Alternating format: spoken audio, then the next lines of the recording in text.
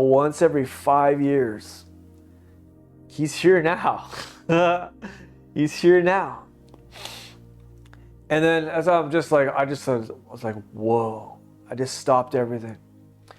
And I just sat here for like silent for like about 10 minutes. I didn't say anything. I was like, I don't know what to do. And I was like, God, I don't know what to do. Like, I just don't want this presence to lift. And I'm just sitting in the presence of God. Like, it's God. It's like the spirit of holiness. You don't want to do anything else, but just sit. Just sit at his feet. And I'm looking to see what the Lord will say. And as I'm looking to see what the Lord will say, I thought I saw a couple things. I wasn't too sure. I was like, well, I don't know what to do, God. And then as I'm just looking to God to see what he'll say, honey starts filling my mouth. This just happened like half an hour ago before I made this video, maybe an hour ago before that, because I was doing some other stuff.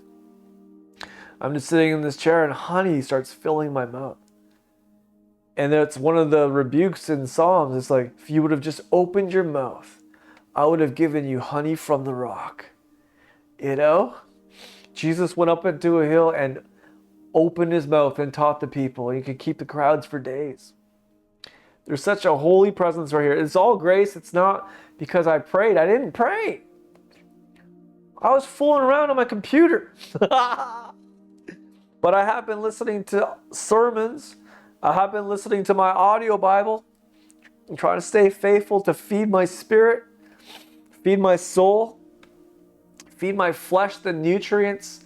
My heart and flesh cry out for the living God.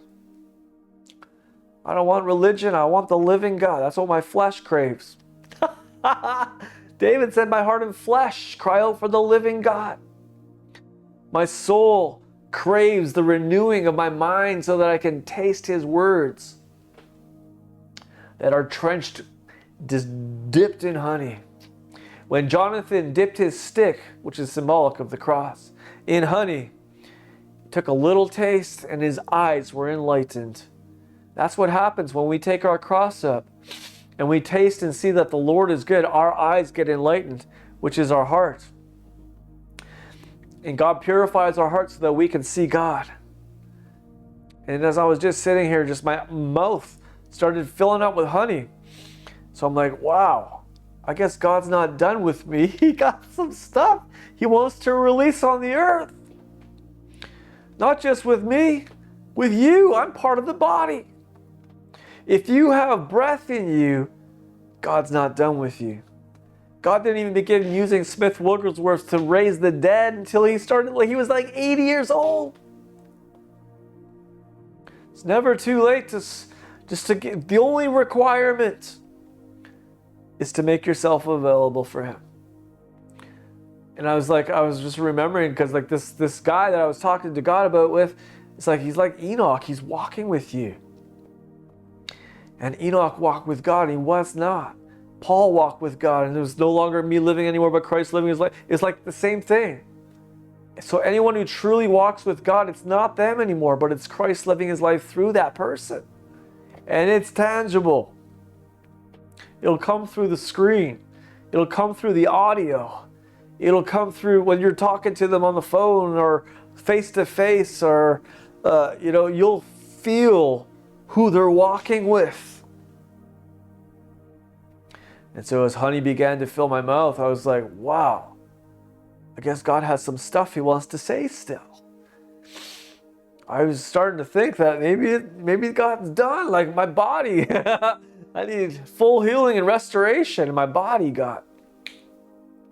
In my mind,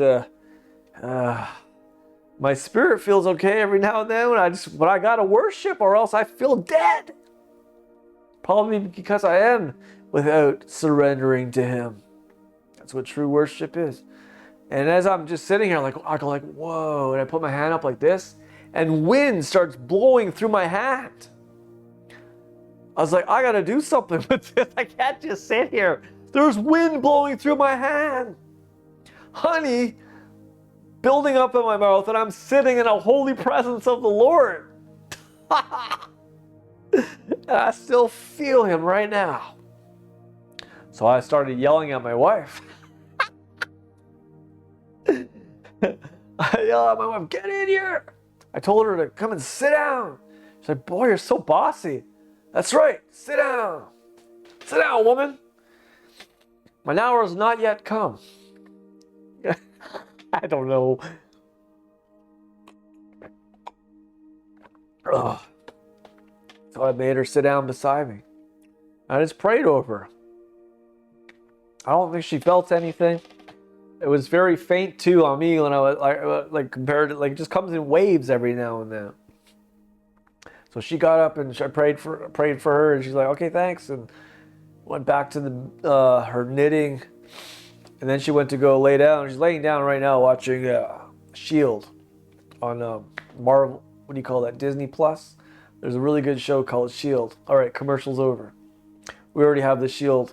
His name is Jesus Christ. Put on the full armor of God. You want to be a true superhero? Hallelujah. Let the superhero live his life through you. He's super and he's our hero. He's so super, he'll drag you right into the supernatural, and it'll be natural. Hallelujah. Just walking with the hero. And then I sit down, and there's wind blowing through my hand. So I'm yelling, Josie! I'm yelling at my wife again. This time she's at the other end of the house. So I had to get up. Man, this woman just making me slave for Jesus. So I get up. I go walk all the way to the other side of the house. Took me about 10 seconds. And I said, I'm going to pray for you. She's like, hold on, I'm watching. I said about the Shield, whatever, the Disney thing. I said, this is going to be forgotten. Come on, I'm going to pray for you. And then I started praying for her.